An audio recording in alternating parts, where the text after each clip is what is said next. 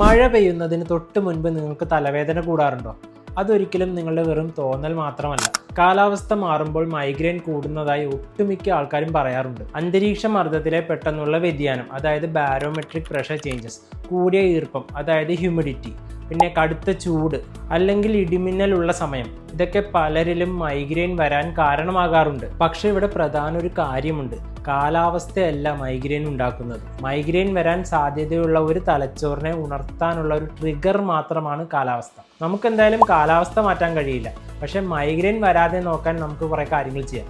നന്നായി വെള്ളം കുടിക്കുക, കൃത്യസമയത്ത് ഭക്ഷണം കഴിക്കുക, നല്ല ഉറക്കം ഉറപ്പാക്കുക, ഡോക്ടർ നിർദ്ദേശിച്ചിട്ടുള്ള ഒരു പ്രതിരോധ മരുന്ന് ഉണ്ടെങ്കിൽ അത് കൃത്യസമയത്ത് കഴിക്കാനും മറക്കരുത്. ഇതിനോടൊപ്പം കാലാവസ്ഥയും നിങ്ങളുടെ തലവേദനയും ട്രാക്ക് ചെയ്യാൻ ഒരു മൈഗ്രെയിൻ ഡയറി സൂക്ഷിക്കുന്നത് നിങ്ങളുടെ വ്യക്തിപരമായ ട്രിഗറുകളെ തിരിച്ചറിയാൻ സഹായിക്കും. നിങ്ങളുടെ മൈഗ്രെയിൻ കാലാവസ്ഥയ്ക്ക് അനുസരിച്ചാണ് മാറുന്നതെങ്കിൽ അത് നിസ്സാരമായി കാണരുത്. ട്രിഗറുകളെ തിരിച്ചറിയുക എന്നുള്ളതാണ് മൈഗ്രെയിൻ നിയന്ത്രിക്കാനുള്ള ആദ്യ പടി. കൂടുതൽ ആരോഗ്യ വിവരങ്ങൾക്കായി ഈ പേജ് ഇപ്പോൾ തന്നെ ഫോളോ ചെയ്യൂ.